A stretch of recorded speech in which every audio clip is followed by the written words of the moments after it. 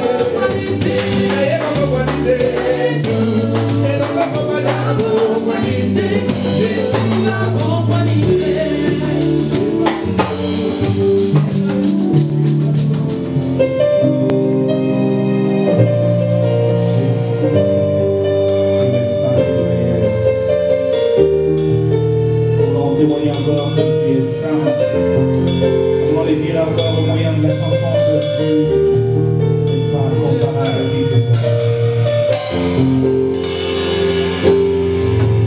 Yozamo santu, osatisa batu ebele pona yo. Yaya ozamo santu, likolo eyebi na sepe eyebi ke yo mosantu. Woko bani na motote,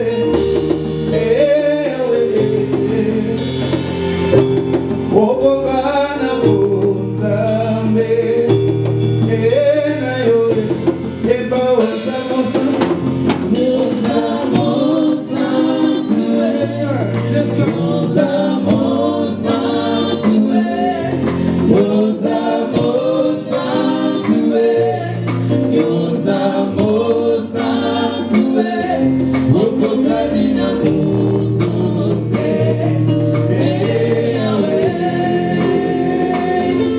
yokokana bonzambe,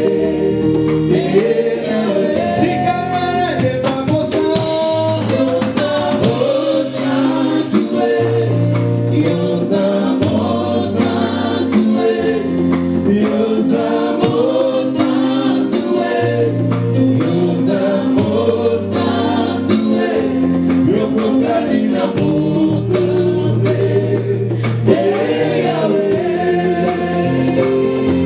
yokokana bonzambe,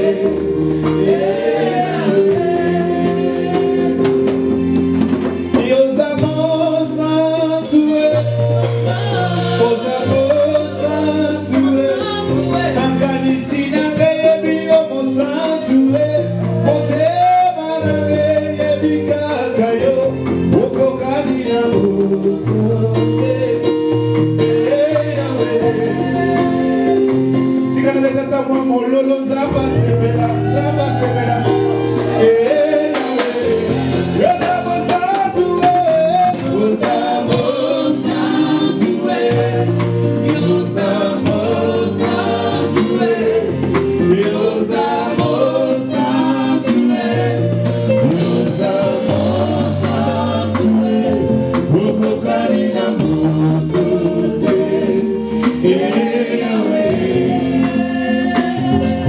yokokana bonzambe,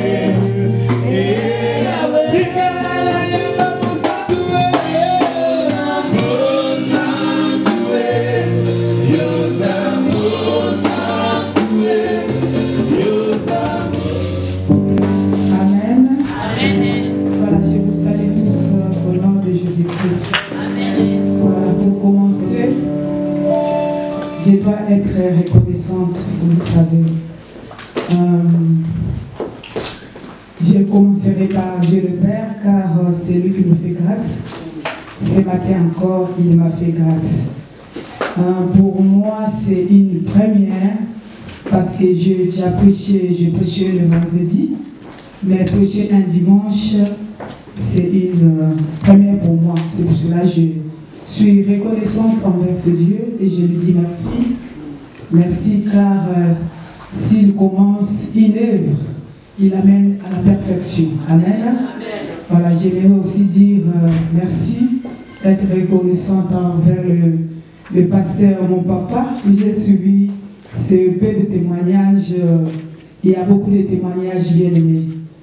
S'il nous laisse passer pour proclamer Jésus-Christ, parce qu'il a confiance en nous, papa, que Dieu vous bénisse et merci beaucoup.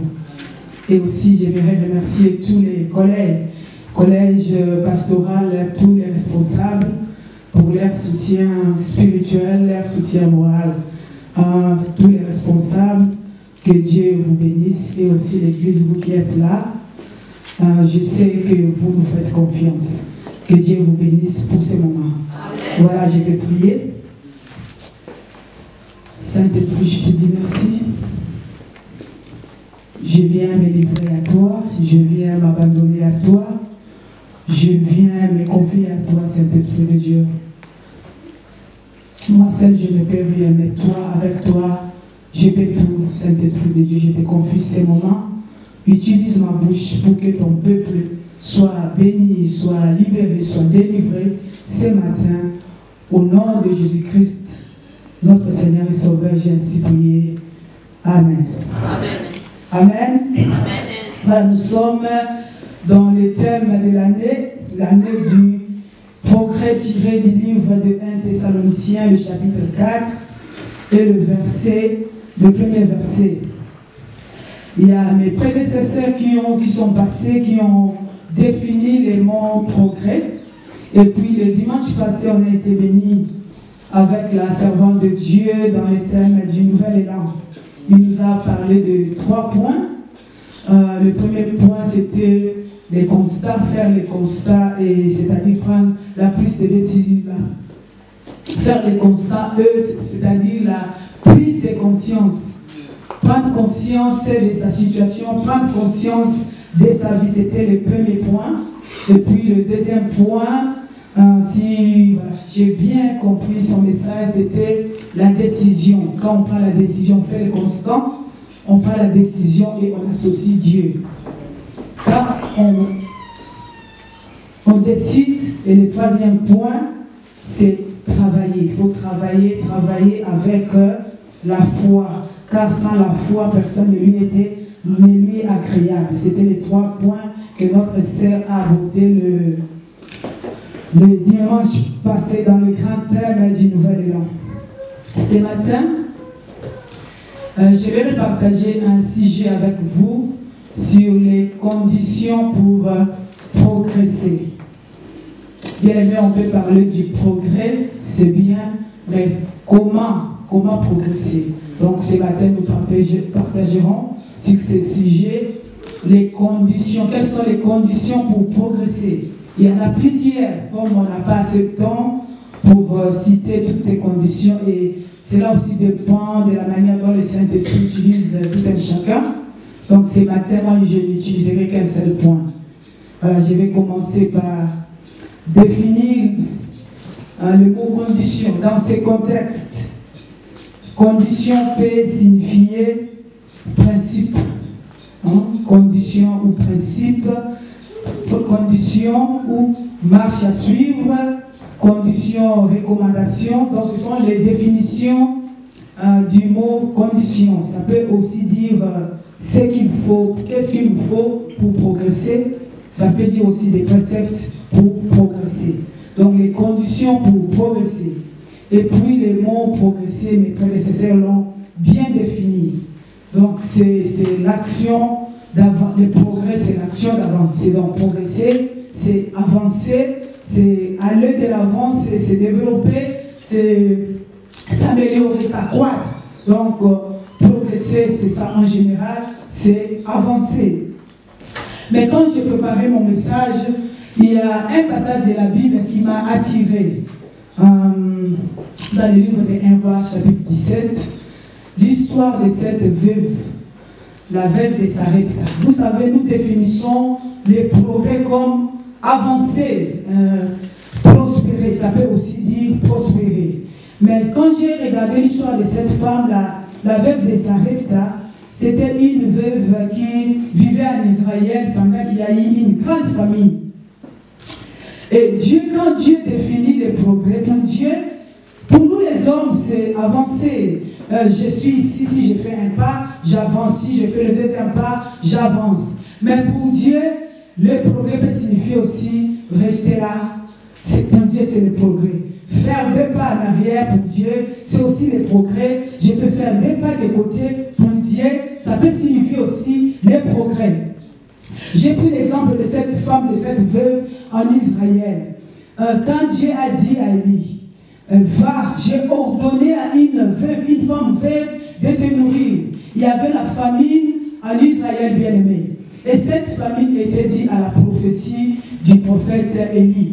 C'est le prophète Élie qui avait prophétisé sur Israël, et il a prophétisé à la présence du roi Akab, il n'y aura ni rosée, ni pluie pendant 3 ans, sinon à ma parole.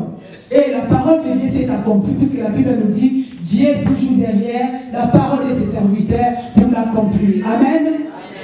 Oui, il y a eu la famine, puisque le prophète Élie avait prophétisé sur Israël qu'il n'y aura pas de pluie, il n'y aura pas de rosée. Et cette famine a créé la misère partout en Israël. Et cette femme, cette veuve, vivait avec son fils dans cette misère. Donc il y avait la famille. Et puis Dieu a ordonné à son serviteur et dit, comme il y a la famille, va au puits du torrent. Va, je vais envoyer le corbeau te nourrir matin et soir. Le matin, le corbeau a apporté du pain et de la viande. Et le soir aussi, il apportait du pain et de la viande au serviteur de Dieu. Et il s'abreuvait avec l'eau du puits, le puits du torrent. Tellement la famille était grande. Un moment, le torrent s'est séché. Il n'y avait plus d'eau, l'eau ne sortait plus du puits. Donc les serviteurs n'avaient plus quoi manger, quoi boire. Et puis Dieu dit à son serviteur, Élie, va à Sarepta. J'ai ordonné, j'ai disposé le cœur d'une femme. J'ai préparé le cœur d'une veuve qui va te nourrir. Le prophète Élie alla à Sarepta et elle trouva cette femme, puisqu'il y avait la famille. Cette femme était en train de, cette veuve, elle ramassait des bois pour cuire le dernier pain.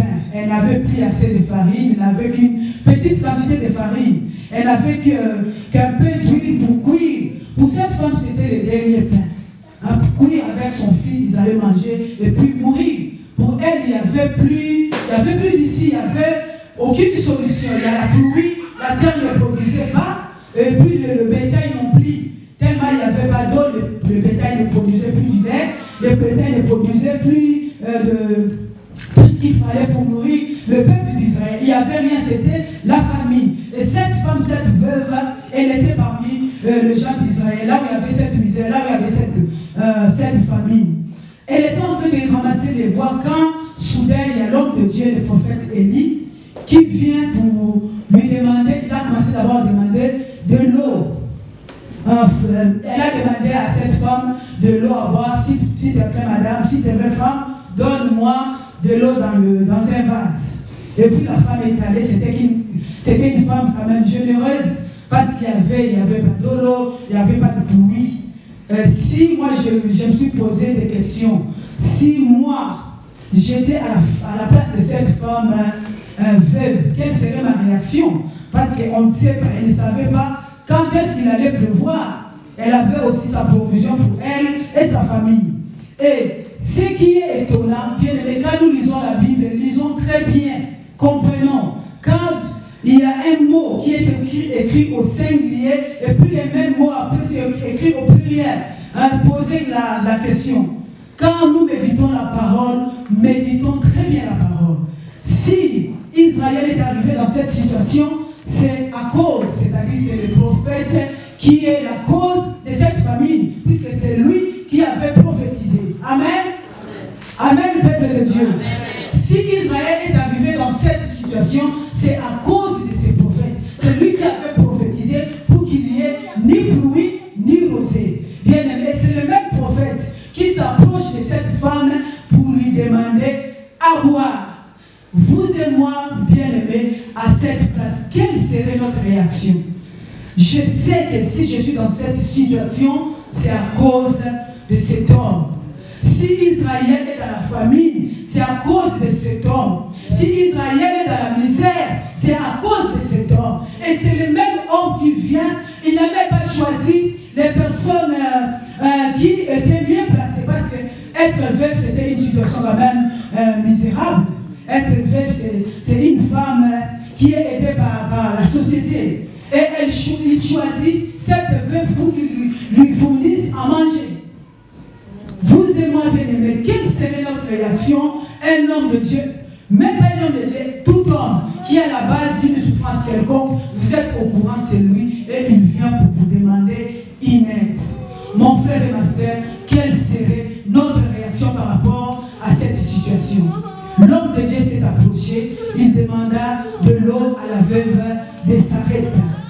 Et cette femme, comme Dieu l'avait dit, j'ai ordonné, Dieu a dit à son serviteur, j'ai ordonné une femme. C'est-à-dire, Dieu a préparé le cœur de cette femme. Dieu a disposé le cœur de cette femme déjà avant que le prophète de Dieu ne vienne. Dieu avait disposé. Dieu a vu le cœur de cette femme que c'était une femme qui donnait. C'était une femme qui avait l'habitude de donner. Et dans ce seule.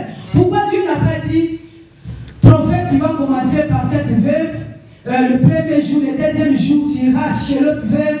Non, Dieu a ordonné seulement cette veuve. Parce que Dieu avait vu son cœur bien aimé.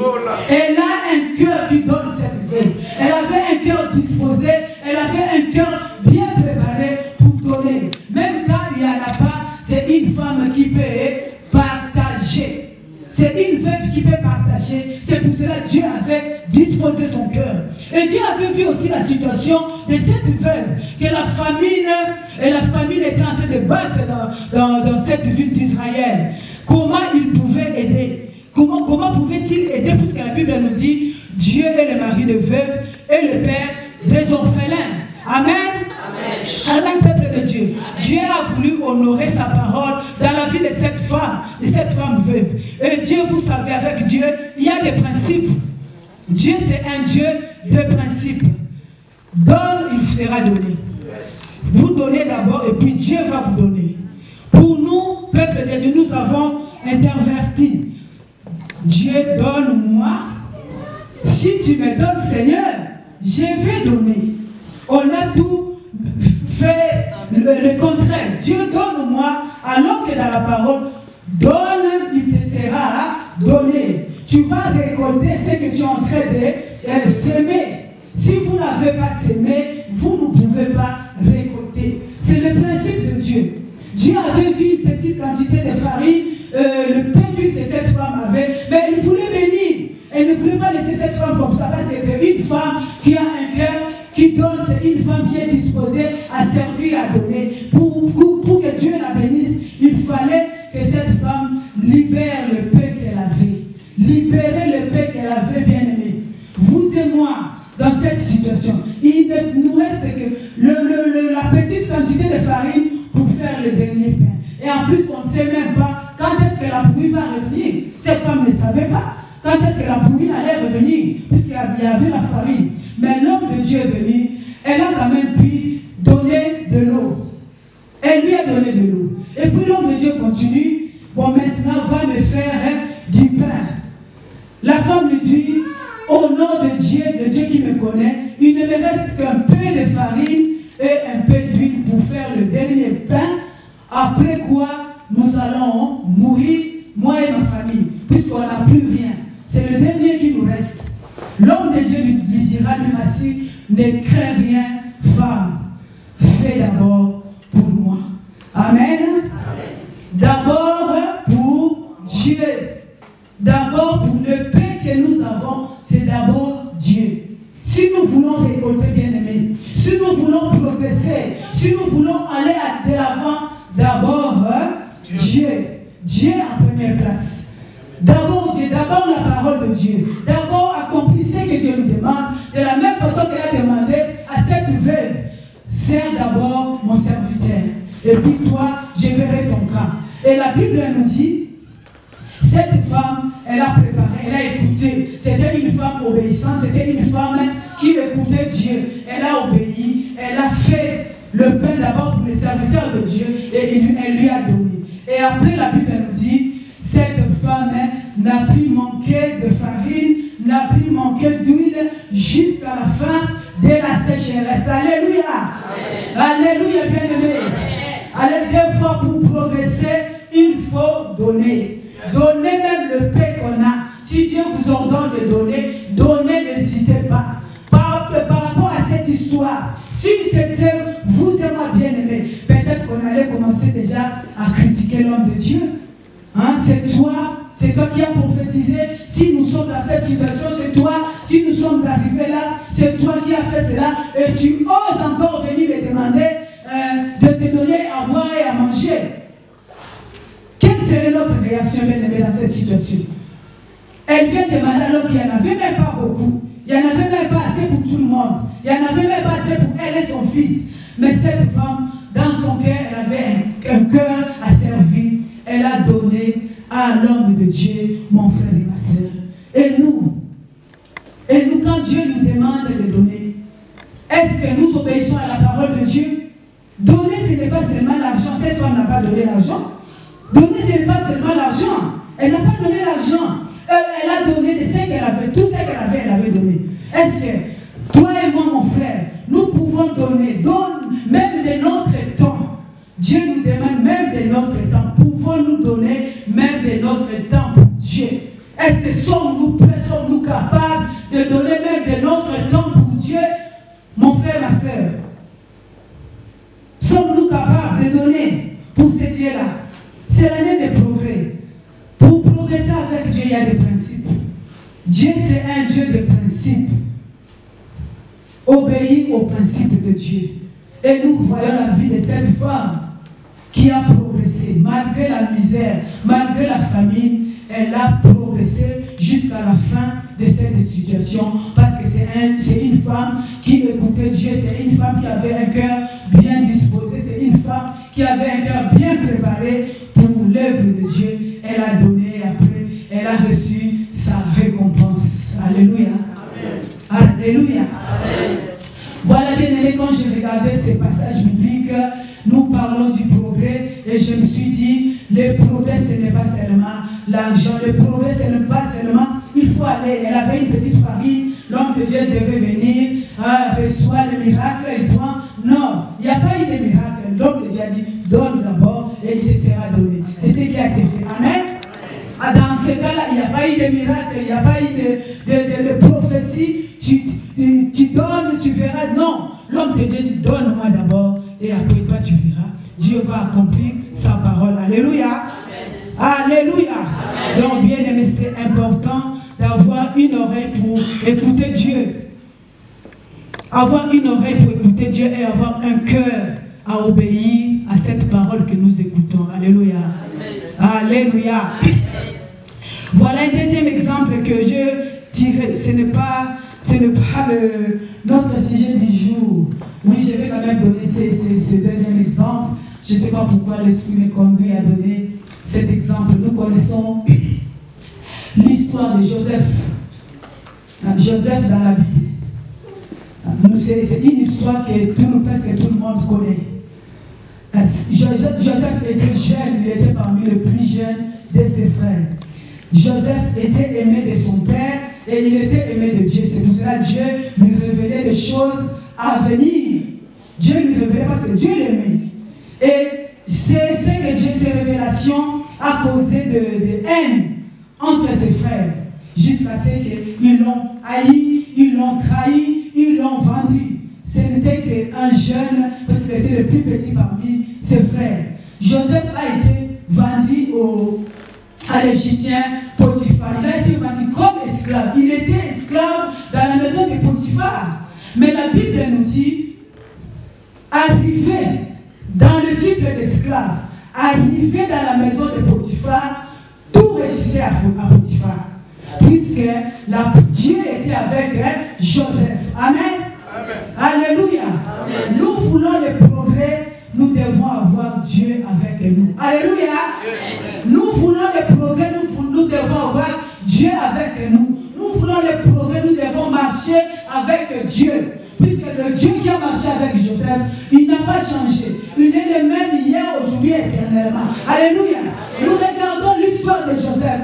Esclave dans la maison de Potiphar, tout réussissait à Potiphar, jusqu'à ce que Potiphar a compris que non, cet enfant, il était encore, ce jeune, il faut que je lui confie tout. Potiphar lui a tout confié, puisqu'il avait compris que non, il y a quelque chose d'extraordinaire dans ce jeune homme. Potiphar lui a tout confié et tout réussissait à la maison de Potiphar. Il y avait la réussite, il y avait la prospérité, il y avait des prodiges dans la maison de Potiphar parce que Dieu était avec Joseph. Nous allons quand même lire ces passages, s'il vous plaît. Dans le livre de Genèse, le chapitre 39.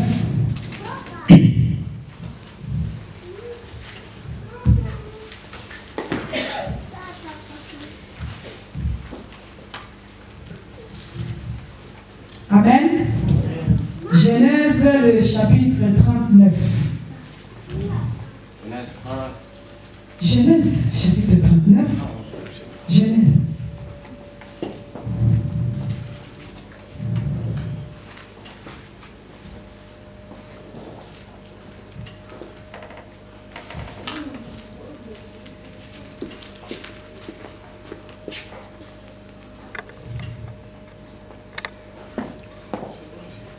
Amen. Il n'est pas là, le Saint-Tiche n'est pas là. Oui, d'accord, merci. Genèse chapitre 39 à partir du premier verset. D'accord. Quant à Joseph, on l'avait fait descendre en Égypte, et Potiphar, l'officier du Pharaon qui était chef des gardes, un Égyptien l'avait acheté aux Ismaélites qui lui avaient fait descendre. L'Éternel fut à Joseph et la réussite l'accompagna. Il habitait dans la maison de son maître égyptien. Son maître vit que l'Éternel était avec lui et que tout ce qu'il entreprenait, l'Éternel le faisait réussir entre ses mains. Amen. Continue, Marcel. Et Joseph trouva grâce aux yeux de son maître. Il l'employa à son service, l'établit responsable de sa maison et lui confia tous ses biens. Dès que Potiphar l'eut établi responsable de sa maison et de tous ses biens, l'Éternel bénit la maison de cet Égyptien à cause de Joseph. Et la bénédiction de l'Éternel reposa sur tous ses biens, que ce soit à la maison ou au champ. Amen. Il abandonna tous ses biens entre les mains de Joseph et il ne prenait connaissance de rien avec lui, sauf de sa propre nourriture. Or Joseph était beau à tout point de vue. Amen. Amen. C'est bon, on arrête là où. Voilà. La Bible nous dit, le maître de Joseph abandonna tout entre les mains de Joseph parce que tout lui réussissait. Joseph n'était pas seul, il était avec Dieu, comme la Bible nous dit. Joseph était avec Dieu bien-aimé. Le progrès seul, ce n'est pas possible. Seul, on ne peut pas progresser, bien-aimé. On peut progresser seul, mais il y aura un moment où on va s'arrêter. Il y aura un moment où on va tomber, puisqu'il n'y a pas d'appui. S'il n'y a pas d'appui, on va s'arrêter. S'il n'y a pas d'appui, on va tomber. Le seul appui que nous pouvons avoir, Joseph, il se servait de Joseph. Nous connaissons cette histoire. Après cela, la Bible nous dit que Joseph était beau de visage, beau de taille. Et puis la femme de Potiphar n'avait pas eu cette révélation que non, cet enfant nous apporte le bonheur, cet enfant nous apporte la prospérité. La femme de Potiphar n'a pas eu cette révélation. Elle a tourné ses pensées en arrière jusqu'à détruire tout ce que Joseph faisait. Alléluia. La Bible nous dit, Joseph a été arrêté et mis en prison, bien-aimé. Il était avec Dieu, mais mis en prison. Alléluia. Arrêté et mis en prison avec Dieu. Notre conception actuelle, un homme de Dieu peut être mis en prison. Un homme de Dieu, si on mettait un homme de Dieu en prison aujourd'hui, prenons seulement l'exemple de l'histoire de Joseph. Joseph a dit qu'il était innocent. Dieu voyait son innocence. Mais l'homme, comme il n'a pas les yeux pour voir partout, n'a pas vu son innocence. Il a été jeté en prison. Et de grâce, puisque Dieu était avec lui, en prison, il a été placé chef de tous les prisonniers. Alléluia. Il était chef de tous les prisonniers parce que Dieu était avec lui. Et une circonstance encore, dans la prison, il y a eu des officiers de Pharaon. Les pharaons qui étaient rois, c'est des officiers, des chasseurs et panetiers. Ils ont offensé Pharaon et ils ont été mis en prison. Dans la vie normale comme ça, ce sont des officiers très haut placés. Mais en prison, ils ont été sous la garde de Joseph l'esclave. Alléluia. Amen. Alléluia. Amen. Bien aimé, vous voyez, quand on est avec Dieu, quelles que soient les circonstances, quel que soit l'endroit où vous pouvez vous trouver, quelle que soit l'identité qu'on peut vous donner. On avait donné à Joseph l'identité de l'esclave. Il n'est pas d'esclave. Ce sont ses frères, ses propres frères, le frère du sang bien-aimé, qui ont donné à leurs frères, à leurs petits frères, l'identité de l'esclave. Qui peut comprendre cela? Alléluia. Amen. Qui peut comprendre cela? Mais puisque Dieu était avec Joseph, arrivé en prison, Joseph était chef des officiers du Pharaon. Dans la vie normale comme ça ne se ferait pas. Puisque Dieu était avec Joseph. Alléluia. Amen. Alléluia. Bien-aimés, nous voulons le progrès avec Dieu. Les progrès sans Dieu n'existent pas. Les progrès sans Dieu, c'est éphémère. On n'ira pas loin. On peut progresser aujourd'hui. Nous les voyons, même dans le monde. Ces hommes très haut placés, ils ont progressé, ils ont eu tous les biens, mais un moment, regardez la fin. Regardez la fin, c'est comme s'ils étaient des simples hommes. Ils meurent comme s'ils étaient des simples hommes, puisqu'ils n'avaient pas Dieu avec eux. Alors que la Bible nous dit, la fin d'une chose. Bien aimé, la fin d'une chose. La fin d'une chose vaut mieux que son commencement. Puisqu'à la fin, nous devons porter la couronne. Nous devons, c'est pas pour rien, bien aimé. Nous courons vers la victoire pour porter notre couronne. Alléluia. Alléluia, frères et sœurs. La fin d'une chose vaut mieux que son commencement. On peut commencer bien, on peut arriver au milieu bien, mais à la fin, si vous n'êtes pas là, c'est nul. Regardez les athlètes. Ils commencent tous ensemble, mais les gens les attendent où? Les gens les attendent où? À la fin. Au milieu, il y a aussi des gens, mais ce qui compte, c'est cette barre-là. Si vous arrivez, vous êtes vrai athlète. Si vous n'arrivez pas, vous ne l'êtes pas. Alléluia. Alléluia, frères et sœurs. C'est pour cela il faut avoir Dieu avec soi. Bien aimé. Joseph, esclave en prison, chef des officiers de Pharaon. Une chose qui n'allait pas exister s'il n'avait pas Dieu. Mais il était en prison. Malgré son état, malgré cette situation, il avait gardé le statut-là de la... Il avait toujours la réussite avec lui. Il était toujours haut placé, Joseph, dans la maison de Potiphar, en prison haut placé, et c'était le chemin que Dieu a préparé pour le placer très haut, très haut, très haut. C'était le chemin de la prison. Pour l'homme, l'homme va dire, non, un homme de Dieu ne peut pas faire la prison, un homme de Dieu ne peut pas traverser ces circonstances, un homme de Dieu, réellement, Joseph avait quelque chose avec cette femme. Le temps qu'il a passé à prison, la Bible dit, les deux officiers sont sortis. Il s'est passé 2 ans encore, Joseph était toujours en prison. Alléluia. Joseph était toujours en prison. 2 ans après, le temps qu'il est entré en prison, le temps qu'il a passé en prison, le temps que les 2 officiers viennent, le temps qu'ils sortent, il est resté en prison, mais avec Dieu. Avec Dieu, Joseph était en prison. Mais la présence de Dieu en lui opérait toujours des miracles. En prison, même s'il n'était plus maître de la maison, mais il était chef gardien, mais Dieu lui a encore accordé une autre grâce. Dieu lui a accordé une autre grâce d'interpréter les songes en prison. Alléluia. Alléluia, bien-aimé. Joseph, Dieu était avec Joseph. Dieu lui a encore accordé une autre grâce, interprète des songes. Et les 2 officiers du Pharaon en prison, ils ont eu des songes et Joseph les a interprétés. À leur sortie, tout ce que Joseph leur avait dit s'est accompli.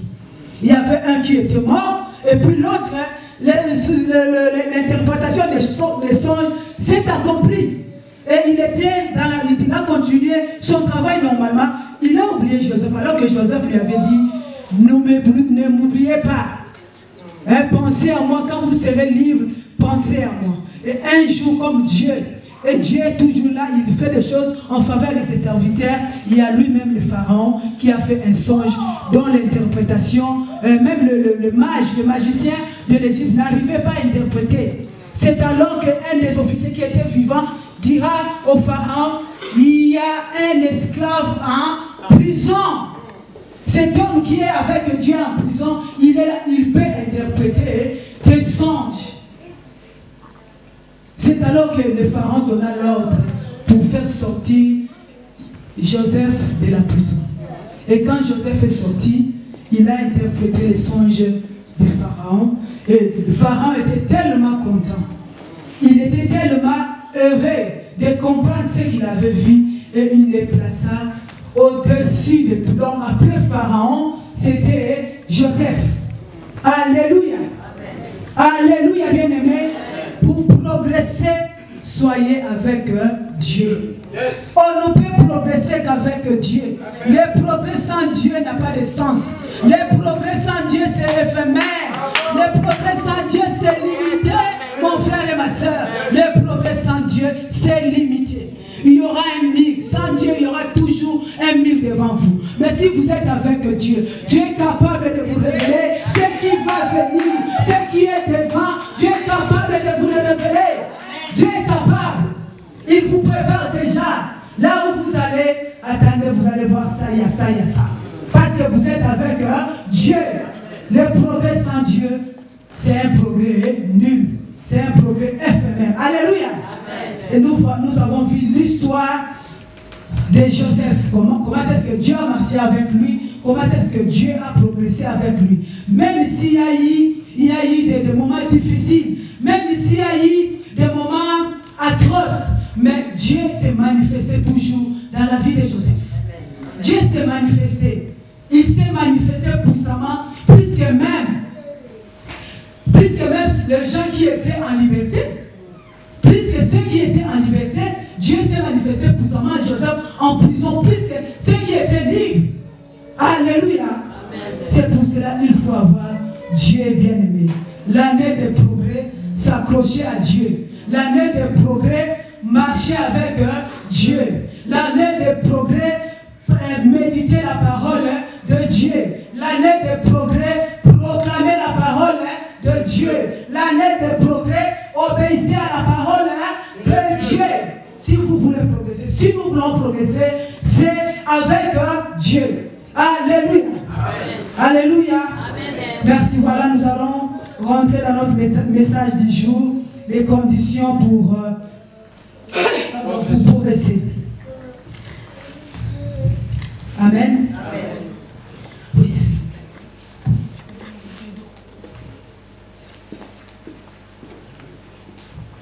Amen. Dans les sacs, bouteille aussi. Amen. Nous avons défini les conditions des progrès. Mes prédécesseurs l'ont fait.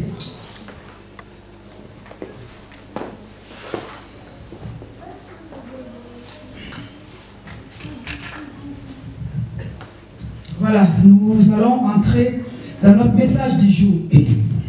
Nous allons lire dans Marc, le chapitre 4, le verset 35, et puis Marc, chapitre 5, du 1er au 20e verset. Marc 4, le verset 35, et puis Marc, chapitre 5, du 1er au 20e verset. Marc chapitre 4, le 35e verset. Et puis Marc chapitre 5, du 1er au 20e verset. Janice. Alors on commence par Marc chapitre 4, le verset 35. Oui, seulement le verset 35. Ce jour-là, le soir venu, Jésus leur dit, passons sur l'autre rive. Marc chapitre 5, verset 1. Ils arrivèrent sur l'autre rive du lac, dans le pays de Gadarène. Dès que Jésus fut hors de là-bas, un homme vint à sa rencontre. Il sortait des tombeaux et il était animé par un esprit impur. Cet homme habitait dans les tombeaux et personne ne pouvait plus l'attacher, même avec une chaîne. En effet, souvent on l'avait attaché avec des fers aux pieds et des chaînes, mais il avait cassé les chaînes et brisé les fers, et personne n'avait la force de le maîtriser. Il était sans cesse nuit et jour dans les tombeaux et sur les montagnes. Il criait et se blessait. Il vit Jésus de loin, accourut, se prosterna devant lui, et s'écria d'une voix forte, « Que me veux-tu, Jésus, Fils du Dieu très haut? Je t'en supplie au nom de Dieu, ne me tourmente pas. » En effet, Jésus lui dit, « Sors de cet homme, esprit impur. » Il lui demanda, « Quel est ton nom? » « Mon nom est Légion, car nous sommes nombreux, répondit-il. Et il le suppliait avec insistance de ne pas les envoyer de ne pas les envoyer hors du pays. Il y avait là, vers la montagne, un grand troupeau de porcs en train de chercher à manger. Tous les démons le supplièrent. Envoie-nous dans ces porcs, afin que nous entrions en eux. Il le leur permit aussitôt. Les esprits impurs sortirent de l'homme, entrèrent dans les porcs, et le troupeau se précipita du haut de la falaise dans le lac. Il y avait environ 2000 porcs, et ils se noyèrent dans le lac. Les gardiens du troupeau s'enfuirent et allèrent le raconter dans la ville et dans la campagne. Les gens allèrent voir ce qui était arrivé. Ils vinrent vers Jésus et virent les démoniaques, celui qui avait eu la légion de démons, assis, habillé dans son bon sens, et ils furent saisis de frayeur. Ceux qui avaient été témoins de la scène leur racontèrent ce qui était arrivé aux démoniaques et aux porcs. Alors ils se mirent à supplier Jésus de quitter leur territoire. Comme il montait dans la barque, celui qui avait été démoniaque le suppliait, demanda à l'accompagner. Jésus ne lui permit pas, mais il lui dit, va dans ta maison, vers les tiens, et raconte-leur tout ce que le Seigneur a fait pour toi. Comment il a eu pitié de toi. Il s'en alla et se mit à proclamer dans le Décapole tout ce que Jésus avait fait pour lui. Et tous étaient dans l'étonnement. Amen. Amen. Voilà, nous connaissons tous cette histoire du fou de Gadara. Quand nous parlons du fou, quand la Bible dit fou, donc c'est un homme qui est possédé. Un homme possédé par un esprit méchant, un homme possédé par un esprit mauvais, un homme possédé par le démon. Cet homme vivait dans le tombeau. Dans certaines versions, on dit le sépulcre, qui veut dire le tombeau, ou le terme vulgaire, c'est les cimetières. Alléluia. Amen. Alléluia. Amen. Voilà. Cet homme qui vivait dans le cimetière, bien aimé, si la Bible nous parle d'un homme, il s'agit d'un homme. S'il s'agissait d'un enfant, la Bible le dirait, c'est un enfant. C'est un homme qui est mature, qui est majeur, qui vivait dans le tombeau, une situation qui est anormale. Alléluia. Amen. Une situation qui est contre nature. Alléluia. Amen. Un homme normal ne peut pas vivre dans les tombeaux. Et bien aimé, dans les tombeaux, il n'y a pas de maison.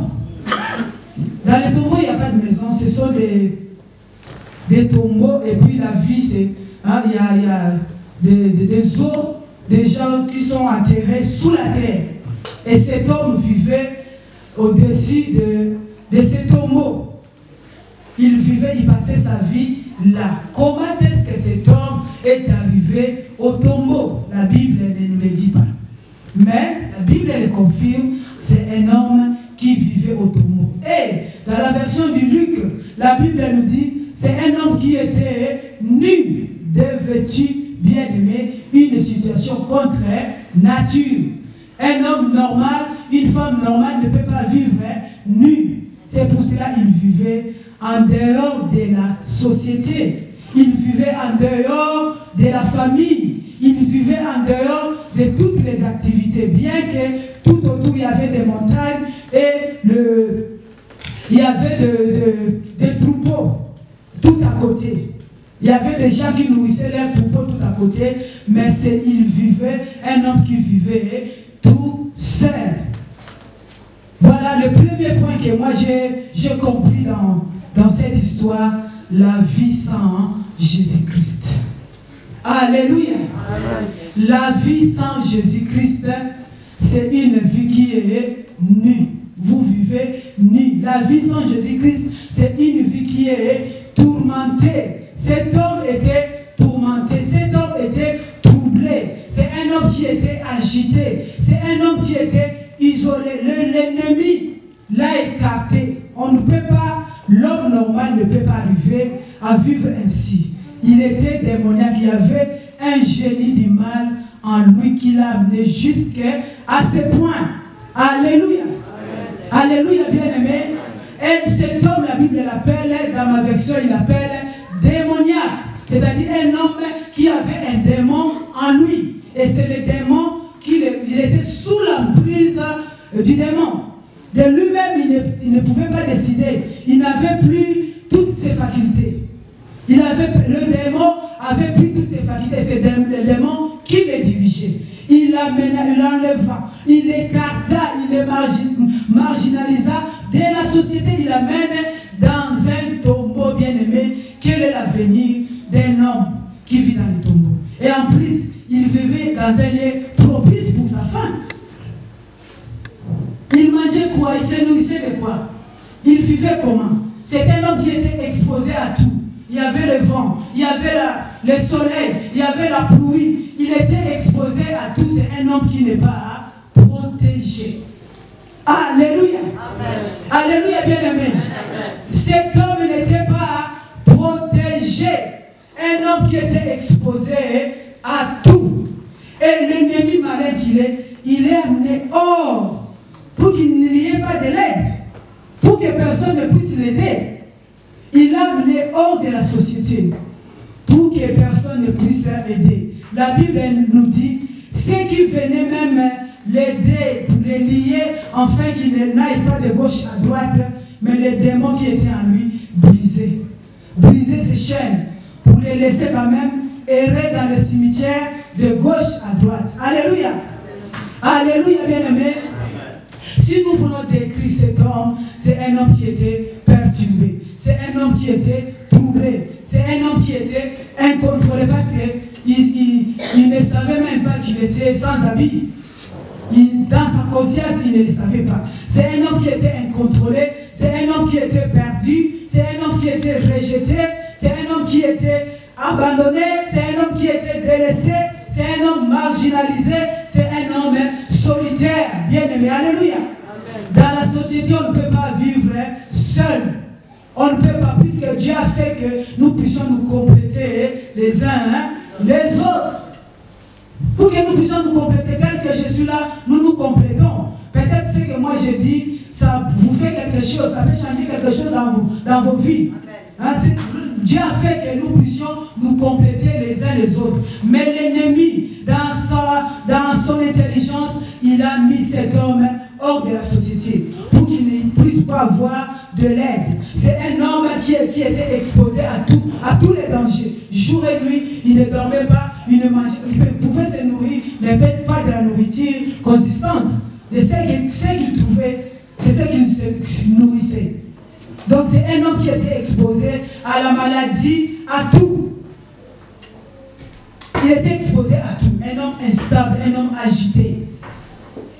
C'est pour cela dans la vie, bien-aimée, quand vous voyez un homme agité, un homme instable, c'est pas quand même normal. Voilà. Quand on marche avec Dieu, quand on est avec Dieu, on est des hommes posés. Joseph, dans tout ce qu'il a traversé, la Bible ne nous dit pas un jour qu'il s'est lamenté. Que non, si je suis là, si je suis dans cette situation, c'est parce que mes frères, il ne s'est pas lamenté. Il était sûr de son Dieu. Il était sûr de son Dieu. C'est un homme, cet homme, l'ennemi l'a fait un homme stable, un homme mal vêtu, un homme mal nourri, un homme écarté, marginalisé de la société bien-aimée. Voyez ce que l'ennemi peut faire de vie, peut faire de nos vies si nous ne sommes pas en Christ.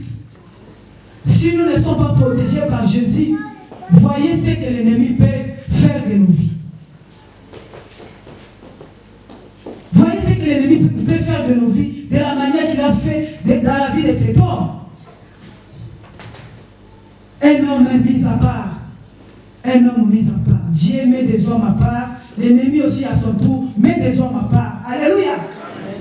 Dieu met des hommes à part pour sa gloire. L'ennemi aussi met des hommes à part pour sa gloire. Alléluia. Amen. Mais de préférence, bien-aimés, choisissez Dieu pour que vous soyez mis à part par Dieu pour la gloire de Dieu. Amen. Amen. Ne soyez pas, n'acceptez pas d'être mis à part par l'ennemi. Alléluia. Amen. Alléluia, bien-aimés. Oui, le deuxième point, c'est le point qui est capital. Hein, la rencontre avec le Seigneur. Alléluia. Amen. Du 6e au 14e verset. Je vais lire pour la gloire de Dieu. Marc 5, du 6e au 14e verset. La Bible nous dit: ayant vu Jésus de loin, il accourut, se prosterna devant lui.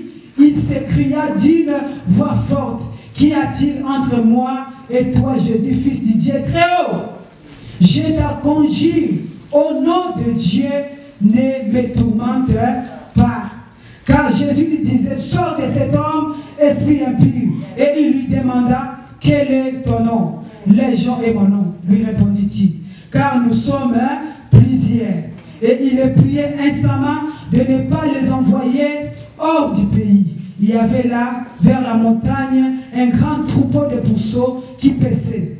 Et les démons les prièrent, disant, envoie-nous dans ces pourceaux, afin que nous entrions en eux. Et Jésus les leur permit. Et les esprits impurs sortis entrèrent dans le pourceau, et le troupeau se précipita de pente escarpée dans la mer. Il y en avait environ 2000 et ils se noyèrent dans la mer. Ceux qui le faisaient paître s'enfuirent et répandirent la nouvelle dans la ville et dans la campagne. Les gens allèrent voir ce qui était arrivé. Alléluia. Alléluia, bien-aimés. La rencontre avec le Seigneur, c'est notre sujet de ce matin. La rencontre avec le Seigneur. Les conditions pour prospérer, les conditions pour progresser, c'est rencontrer Jésus-Christ. Rencontrer Jésus-Christ. Alléluia. Ces jours-là, cet homme